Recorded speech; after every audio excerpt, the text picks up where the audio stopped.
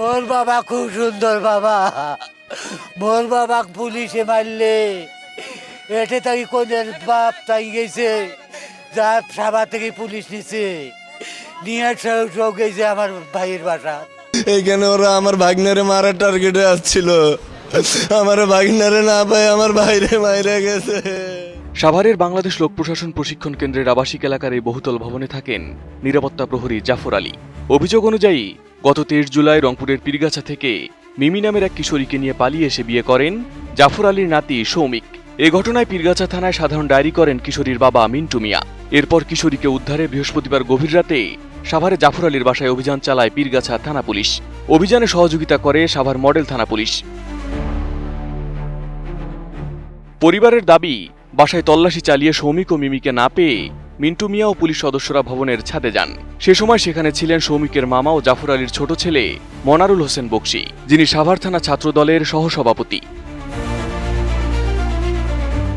পরিবারের অভিযোগ, ছাদে মনারুলের সঙ্গে মিন্টু মিয়া ও পুলিশ সদস্যদের ধস্তাধস্তি হয়। এক পর্যায়ে তিনি ভবনের ছাদ থেকে নিচে পড়ে গুরুতর আহত হন। পরে স্থানীয়দের সহায়তায় তাকে হাসপাতালে নেওয়া হলে চিকিৎসকরা মৃত ঘোষণা করেন। 32 ইঞ্চি জেভিকো টিভি এখন মাত্র 15,000 টাকায়, সাথে পাচ্ছেন 3 বছরের প্যানেল ওয়ারেন্টি।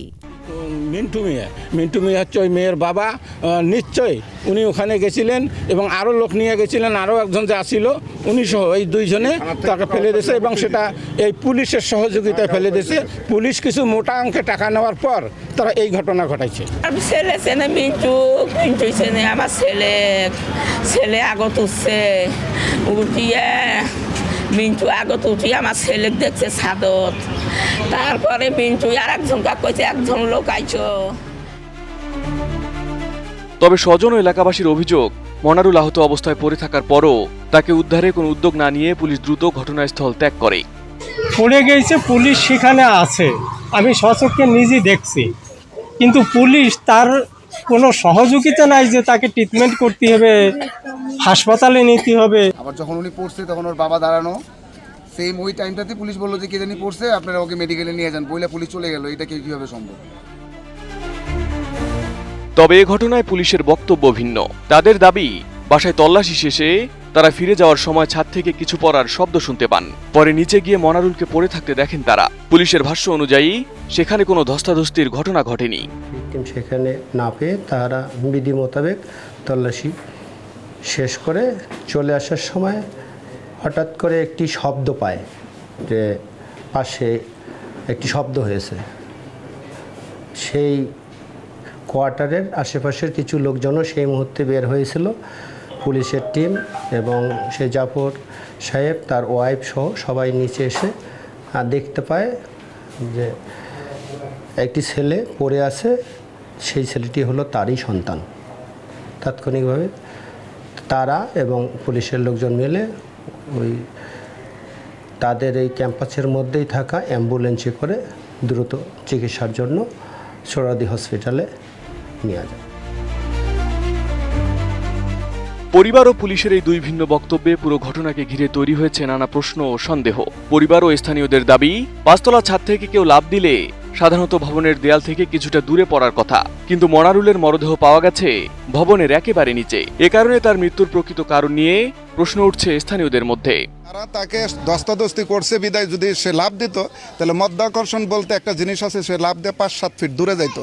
সে ছাদের একদম কিনারা পড়ছে, তার হয়তো পুলিশ ধরতে গেছে, সেও ওই পিছন দিকে ব্যাক করছে, অমনি নিচে থেকে পড়ে গেছে। উনি যদি ঝাঁপ মারতো তাহলে এখান থেকে 10 কিলো আগে যা পড়তো বা গাছের ডালে পড়তো, গাছ ধরি পড়তো। উনি তা করে নাই, ওনার পাও ভাঙ্গা। উনি একটা ভালো একটা ছেলে, সুন্দর ছেলে, যার বলার মতো নয়। এদিকে ময়নাতদন্ত শেষে মনারুলের মরদেহ রংপুরে নিয়ে যান স্বজনরা। পরে পীরগাছা থানার সামনে অবস্থান করে তারা বিক্ষোভ করেন। অভিযোগ করা হচ্ছে, কিশোরীর বাবা মিন্টু মিয়া মোটা অঙ্কের অর্থের বিনিময়ে পুলিশের সাথে সাভারে যান। আমি আমার ভাই মারা গেছে, আমি ওর বড় ভাই, আমার ছোট ভাই মারা গেছে। তো আমি ওনাদের কাছে সুষ্ঠু বিচার চাইতে আসছিলাম। ওনারা যে পুলিশ সদস্য পাঠাইছিল 4 জন, ওনারা ফুলদম দুর্নীতিবাজ। ওনারা যারা আসামি তাদের সাথে দুর্নীতি করে আমার ভাইরে মাইরা ফেলাইছে ছাদ থেকে ফেলে দিয়ে। তবে এই অভিযোগ সরাসরি প্রত্যাখ্যান করেছেন পীরগাছা থানার ভারপ্রাপ্ত কর্মকর্তা সেলিম মালিক।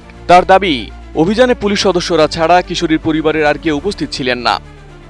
আমার অভিযানকালীন সময়ে পুলিশের সাথে তারা ছিল না।